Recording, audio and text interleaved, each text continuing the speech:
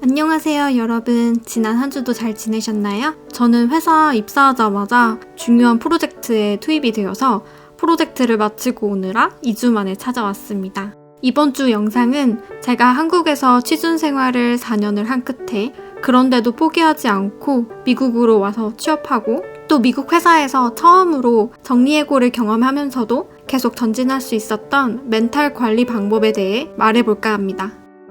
긍정적으로 생각하기, 나의 꿈을 세세하게 생각하기 등등 그런 모호한 이야기가 아닌 그래서 구체적으로 어떤 생각을 어떻게 해야 흔들리지 않고 앞으로 나갈 수 있는지 제가 실제로 위기의 순간마다 활용했던 생각관리법에 대해 공유해 보려고 합니다. 감당하기 힘든 일이 벌어졌을 때 그 직후에 활용할 수 있는 멘탈 관리의 노하우를 담은 영상입니다. 이번 영상에선 총 4가지 멘탈 관리법에 대해 담아보았습니다. 첫 번째 멘탈 관리법. 지금의 나에겐 해결책이 없다. 그리고 그런 것은 당연하다라는 생각을 받아들이기.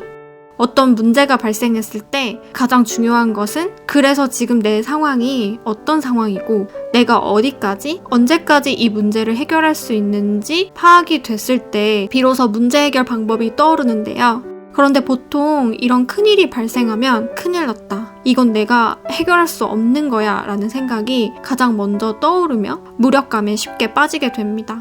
그런데 이 생각이 절대 잘못된 것이 아니고 당연히 그 시점에선 들 수밖에 없는 생각이라는 것입니다. 예를 들어 제가 정리해고가 됐던 그날 가장 먼저 떠올랐던 생각은 내가 과연 재취업을 할 수 있을까? 라는 두려움이었어요. 그렇지만 이런 두려움은 당연합니다. 제가 정리해고가 됐던 적도 처음이고 또 현재 미국 취업 시장이 어떤 상황인지 정확하게 모르고 있었기 때문에요. 얼마나 고용이 멈춰 있는지, 지금 시점에서 재취주는 정말 어려운 것인지 이런 정보의 부재로 다가오는 공포감이 멘탈을 크게 흔들리게 합니다. 그래서 이때 생각해야 하는 것이 일단 그 상황을 받아들인다 입니다.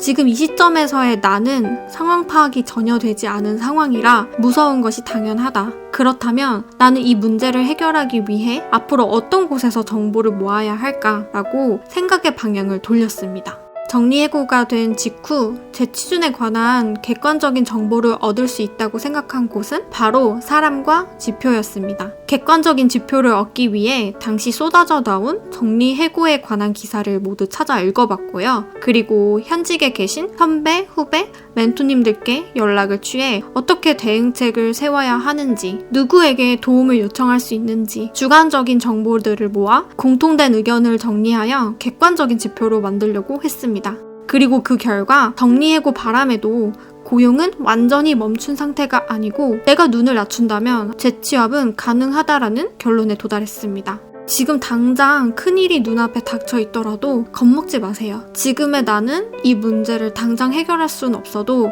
미래의 나는 해결할 수 있습니다.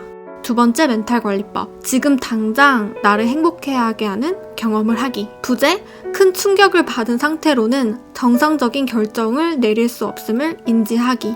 이전에 제가 가장 쉽게 했던 실수는 문제를 해결해야 한다는 조급한 마음에 제 마음을 돌보지 못하고 무작정 공부하고 무작정 준비하고 선택하려고 했다는 거였습니다.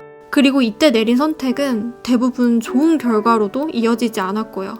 일단 사람은 큰 스트레스를 받게 되면 일에 집중하기가 어려워지고 객관적으로 상황을 바라보는 능력이 떨어집니다. 저는 미국 오기 직전에 4년간의 취준생활 실패로 정말 많이 지쳐있는 상황에서 유학 준비를 하게 됐어요. 마지막으로 언론사 최종 면접에서 떨어지고 바로 토플 학원으로 직행했습니다.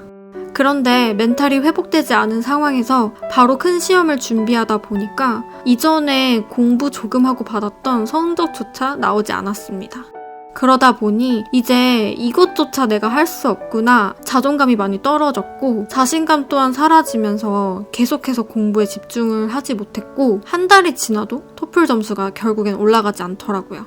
그래서 하루가 급한 그 당시에 한 달 동안 모든 걸 내려놓고 일단 마음을 좀 진정시킨 후에 다시 시험에 응해 목표 점수를 받았습니다. 그래서 저는 정리해고 이후에 지금 나를 행복하게 하는 것 것들 리스트를 적고 재취준하는 중간중간에 그것들을 하려고 노력했어요. 제가 했던 것들은 저는 항상 일에 치여 잠이 부족했거든요. 그래서 회사 다니면서 하지 못했던 평일 낮잠 자기를 했고요. 그 밖에 햇살 좋은 날 공원 산책하기, 뉴욕 음악회 보러 가기, 미술 전시회 보러 가기 등등의 나를 행복하게 만드는 경험을 하려고 했어요. 당장 눈앞에 있는 것들을 해결해야 하는 1분 1초가 아까운 상황이었지만 이렇게 하루 중 일부분을 할애해서 나에게 행복한 경험을 선물해주는 일들은 멀리 생각했을 때 큰 도움이 됐습니다. 취준을 하면서 계속해서 떠오르는 불안한 생각들을 잠시 접어두고 머릿속에 행복한 경험을 계속해서 공급해주기 때문에 스트레스 지수를 낮춰 내가 내 일에 더욱 집중할 수 있게 중요한 결정을 내릴 때 현명한 판단을 할 수 있게 한 원동력이 되었습니다. 그러니 지친 상황에서 꼭 내 마음을 다독여주세요. 세 번째, 내가 지금까지 스스로 해낸 모든 일들을 적어 내려가기. 자존감이 바닥을 치는 경험을 하면 가장 먼저 떠오르는 안 좋은 생각이 왜 나는 이것밖에 안 될까 하며 자책을 하게 되는데요. 저도 4년의 취준생활 그리고 해고를 경험하면서 문득문득 이런 생각이 떠오르곤 했어요. 결국엔 모든 건 자신감으로부터 나오는 것인데 내 안에 있는 내가 계속해서 이 자존감을 깎으려는 주체가 되는 상황을 많이들 경험하실 겁니다. 그래서 저는 이렇게 자존감이 떨어질 때면 정말 사소한 것이라도 내가 스스로 해냈던 작은 일들을 세세하게 적어 내려갑니다. 머릿속에서만 존재했던 나의 과거들을 하나하나 써내려 가면서 객관적으로 눈으로 읽을 수도 있고 매번 떠올리게 된다면 그만큼 의지가 되는 것도 또 없더라고요.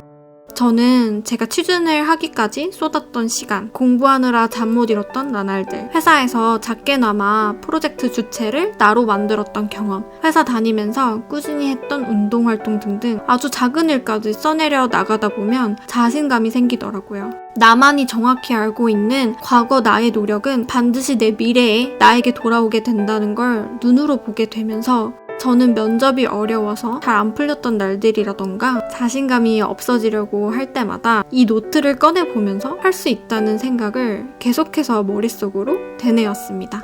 네 번째 멘탈 관리법. 이 상황은 틀림없이 앞으로 내가 더 잘 되기 위한 발판이라고 자기 암시하기.